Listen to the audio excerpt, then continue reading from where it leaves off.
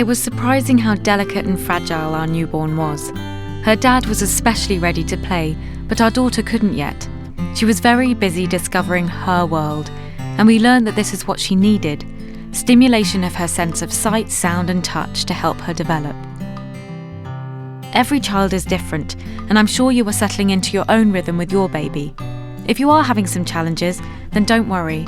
Your love and care are what your baby needs most, and you'll find your own routine in no time. As a mum of 3, I've had the opportunity to learn from experience. I wanted to share a few of the best ideas I've come across in helping a newborn discover their world. I was surprised to learn that my baby could only see 10 to 12 inches in front of her face, so we made sure to get in really close. We used toys with very simple patterns in high contrasting colours like black, white and red to help her eyes learn how to focus. She liked when we'd move it very slowly and gently in front of her. At around 4 weeks, her eyes started to focus, so we started blowing bubbles for her to watch. Within a couple of weeks, she was following them around with her eyes, and by 3 months she even began reaching for them. As she got a little older, we started to play peekaboo and other anticipation games like, "Here I come, I'm going to get you." By that age, she would giggle uncontrollably, and we would do the same thing over and over. She loved the repetition and never tired of the anticipation. All of our children were very different, but we found that each of them enjoyed being close to us. They responded differently to it. Nothing beats physical touch, especially skin on skin, in terms of feeling close. This kind of touch is critical in our baby's healthy development. Their skin is ultra sensitive, so I only use gentle touch. I would imagine that their skin started 4 or 5 inches from where it really did. As part of our bath and bedtime routine, we would gently massage their arms and legs. It really helped them to wind down at the end of the day. I was always searching for different textures for them to hold and play with. I would just make sure the object was clean, large enough not to be swallowed, and not sharp.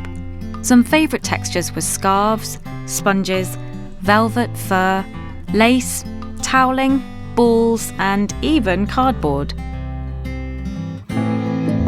Babies might not be able to see very far when they are first born, but their hearing is very good right from the start.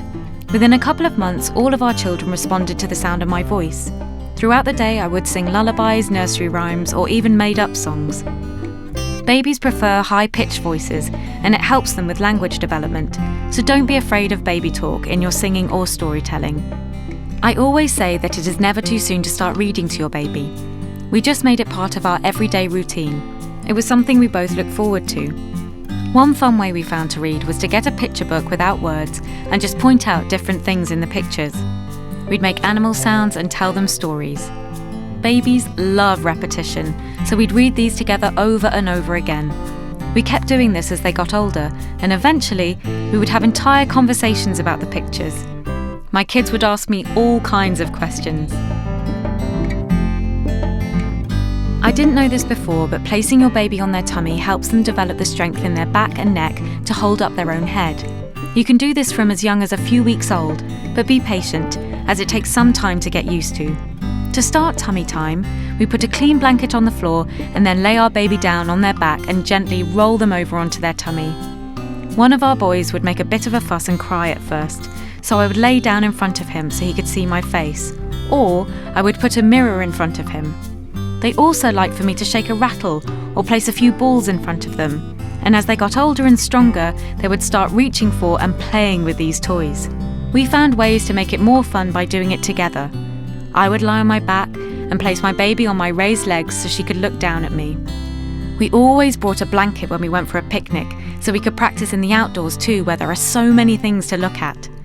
We taught them how to roll over by gently rolling them from tummy to back and then back to their tummy again. Of course, we only practiced tummy time when we could supervise and give them our full attention, and we never put them to bed on their tummy. One big surprise was how important nappies were. My little girl did not like being wet. It made her skin more sensitive and she'd get very fussy. So keeping her dry was really important. Pampers worked really well for us. Their newborn nappies were super absorbent, removing the wetness and locking it away from her skin and keeping her dry for longer, which helped protect her delicate skin. They were also so soft and wrapped her in comfort and security just like a blanket. They even had a handy blue line on the front that would appear when she was wet to let us know that she might need to be changed. It's fun to remember back to these days. Thanks for letting me share them with you. I'm sure you're finding your own ways of helping your newborn discover their world. I'd love to hear about your experiences. Visit Pamper's YouTube channel for more parenting tips.